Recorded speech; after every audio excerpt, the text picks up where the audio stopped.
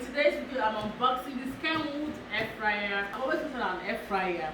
And guys, obviously I am living healthy eating lifestyle, and I'll always recommend an air fryer for you if you want to start eating healthy, no more frying things with oil. Let's go, guys. I bought this air fryer, I think about 100,000. I can't remember how much I bought it, guys. I don't even know. I think I need extra cakes. You fry your chips, fish, beef, cake, chicken, and anything. You can just fry. It's very easy to use. It has the different things. So we're going to go with okay, menu. Chicken 200 degrees.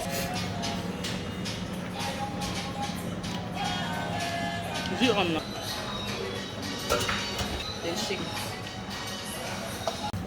Still white. So